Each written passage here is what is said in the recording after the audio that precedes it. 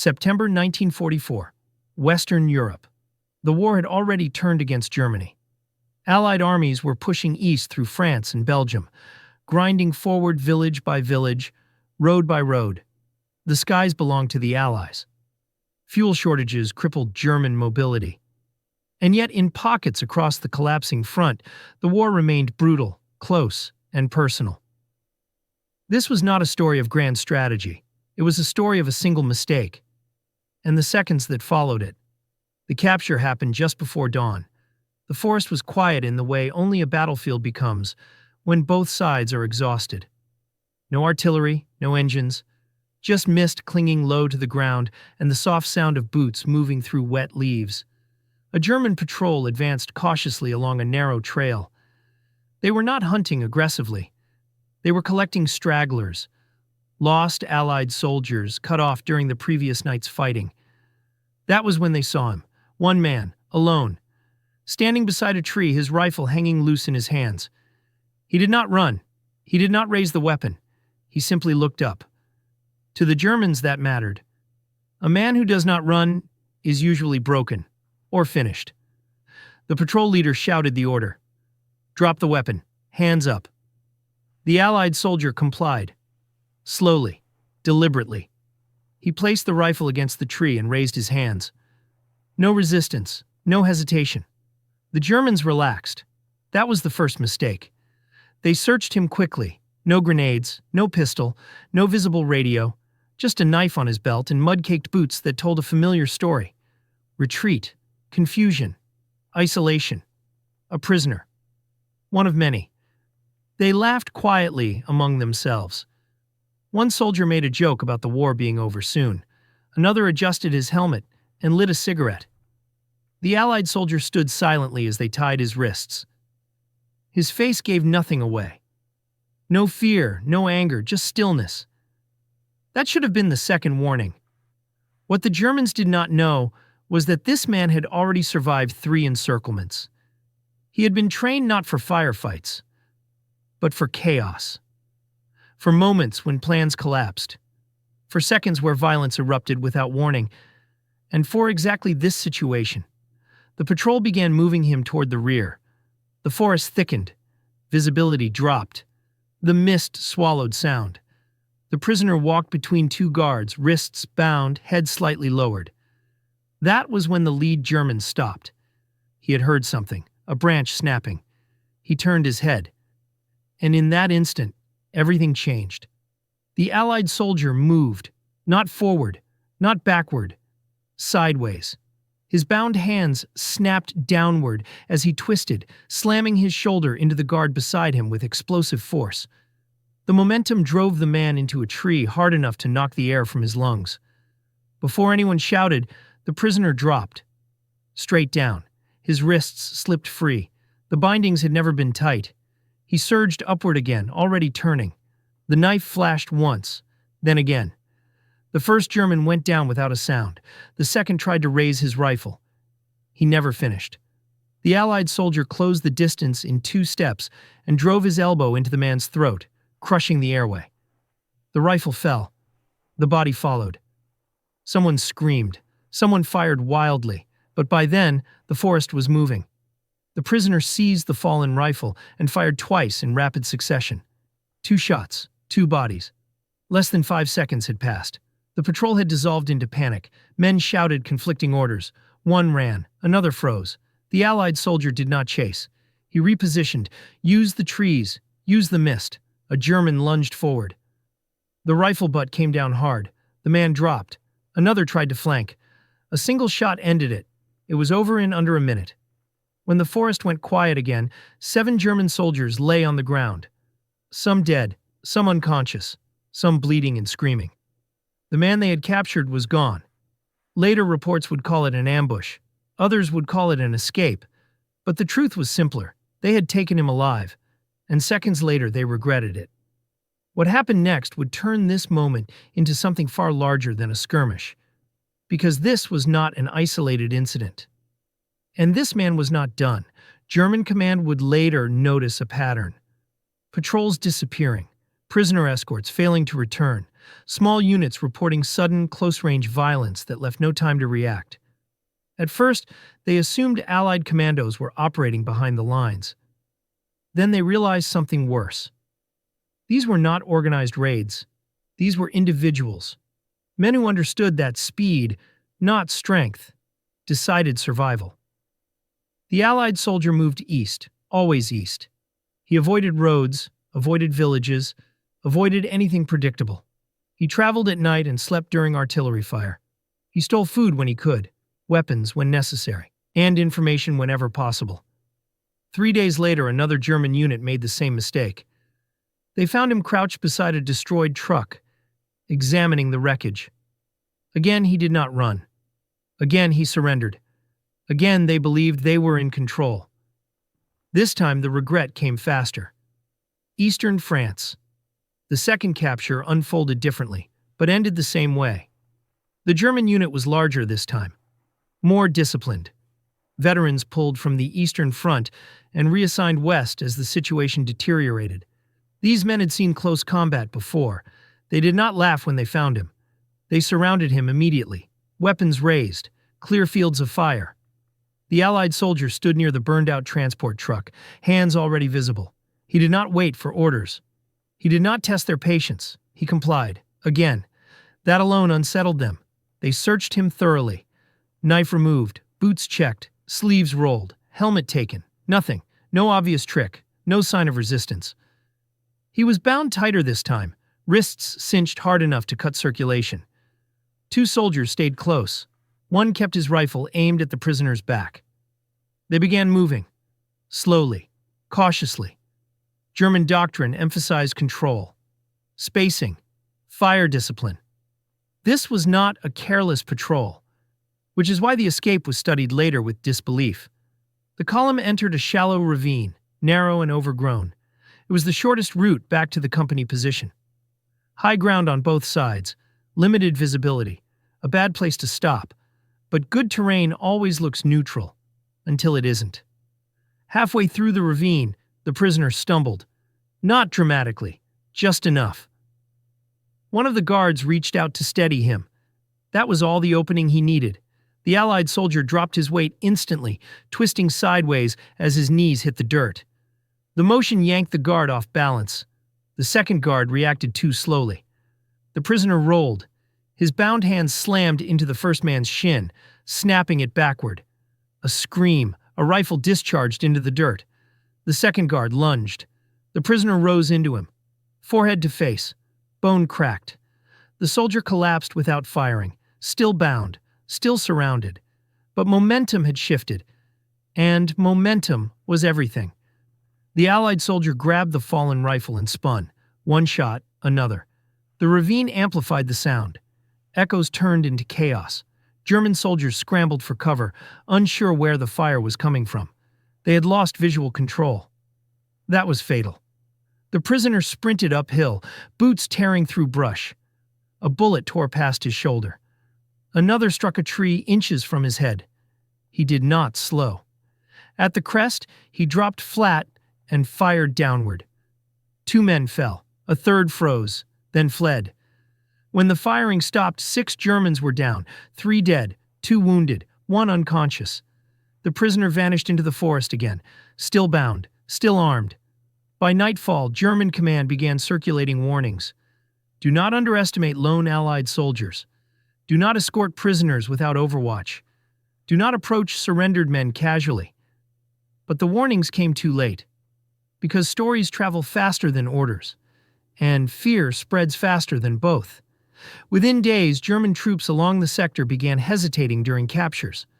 Some fired first, others kept excessive distance. Patrols doubled their numbers. But hesitation is deadly in war, and distance creates gaps. Allied intelligence soon noticed something unusual. German radio traffic reported encounters with what they believed were saboteurs or raiders. Descriptions varied wildly. Numbers inflated. Capabilities exaggerated. One report claimed a single soldier wiped out an entire platoon. Another insisted he moved without sound. None of it was entirely true, and none of it was entirely false. The man at the center of these reports did not see himself as exceptional. He was not trying to become a legend. He was trying to survive. He avoided engagement when possible. He killed only when necessary. But when captured, he acted immediately. Because experience had taught him something simple: the moment after surrender is the most dangerous moment of all. By early October, Allied forces pushed deeper into Germany's defensive belt. The front lines shifted, but behind those lines, confusion lingered. German commanders could not explain why routine captures were turning lethal. They could not identify a unit. They could not find a pattern, only bodies. Then finally, the man was captured a third time. This time, there would be no escape, or so they believed. The capture occurred near a crossroads at dusk. The Allied soldier was exhausted, low on ammunition, low on food, and wounded. A bullet had grazed his leg during a previous encounter. Blood soaked his trousers. He could no longer outrun patrols. When the Germans surrounded him this time, he did not resist. He collapsed, let himself fall, hands raised weakly. They rushed him immediately, too quickly, too close, and history repeated itself. But what followed would force German command to change policy entirely, because this escape would not just cost lives, it would cost confidence. October 1944, Western Germany. By the time of the third capture, the war had changed. Germany was retreating. Fuel was scarce. Replacements were younger, less trained, and increasingly nervous. Veteran units were stretched thin, forced to cover collapsing fronts with men who had never fired their weapons in combat. Fear had become part of daily operations, and fear makes soldiers rush. The Allied soldier collapsed near the crossroads exactly as he intended. His limp was real. His blood loss was real. His exhaustion was real. But surrender, once again, was calculated. The German patrol advanced cautiously at first, then faster, then all at once. 4 soldiers rushed him, 2 rifles raised. One man grabbed his collar, another kicked away his weapon. They shouted orders. They shouted insults. They shouted in relief, because they believed the danger had passed. They were wrong. As they bound his wrists, one soldier leaned in too close, close enough for the prisoner to smell tobacco on his breath, close enough to lose awareness. The Allied soldier snapped forward suddenly, slamming his head into the man's nose. Cartilage shattered. The guard screamed and fell back, dropping his rifle. Another soldier swung his weapon like a club. The prisoner took the blow on his shoulder and twisted with it, rolling sideways and dragging the attacker off balance. They hit the ground together. Bound hands slammed into the German's throat, hard, once, twice. The man stopped moving. Shouts erupted. Rifles came up, but confusion slowed them. They were too close, too clustered, too afraid of hitting each other. The prisoner seized the fallen rifle and fired point blank. One soldier dropped instantly. Another turned to run. A final shot caught him mid-step. In less than 30 seconds, the patrol was destroyed. 4 dead, 1 wounded, 1 unconscious. The prisoners staggered away into the trees. But this time, escape was different. This time, the Germans did not panic. They adapted. Within minutes, flares rose over the forest.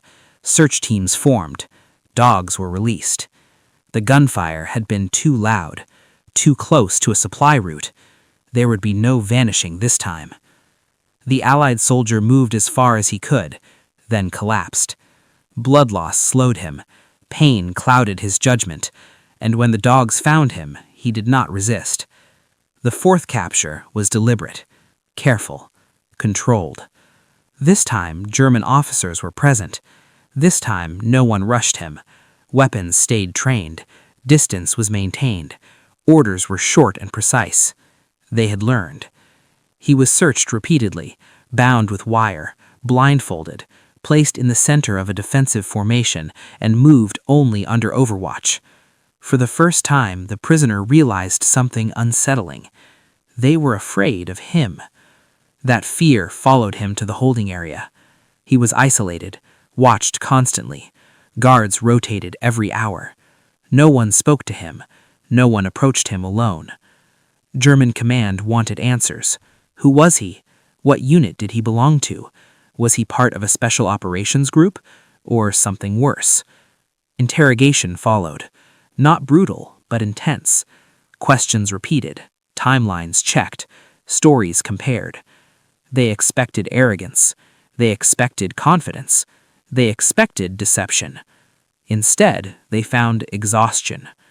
The Allied soldier gave only name, rank, and serial number. Nothing more. Hour after hour. Day after day. He did not threaten. He did not boast. He barely spoke. And that unsettled them more than violence ever could. Because his silence did not feel defiant. It felt disciplined. German officers reviewed reports from previous encounters. Same descriptions. Same outcome. Same pattern. A prisoner taken alive. Seconds later, dead soldiers. One officer finally said it aloud. This man cannot be handled like the others. Orders were issued. No close contact. No single guard escort. No assumptions. For the first time, an individual POW forced a procedural change, not through rank, not through authority, but through consequence. Meanwhile, Allied forces continued advancing. Prison camps filled rapidly. German logistics collapsed, and discipline frayed. During a nighttime transfer, an air raid siren sounded. Lights went out. Confusion erupted. Orders overlapped. And in that confusion, the guards made one final mistake. They moved him. What happened next would become the last incident tied to his name, and the one that ensured he would never be underestimated again.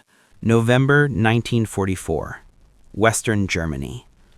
By the time the sirens sounded, the war was already lost for Germany.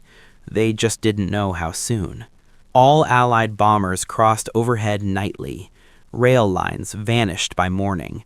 Orders arrived late or not at all. And inside that chaos, one exhausted prisoner waited. The air raid was not unexpected, but the timing was disastrous. Searchlights snapped on, then vanished.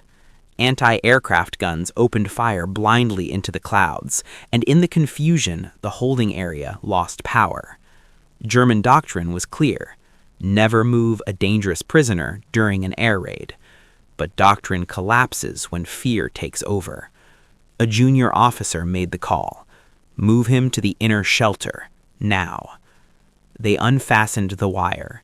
They removed the blindfold. They gripped his arms too tightly. They stood too close. One guard, young, barely trained, turned his head toward the explosions outside, just for a moment. That moment was enough. The prisoner dropped his weight suddenly, twisting sideways.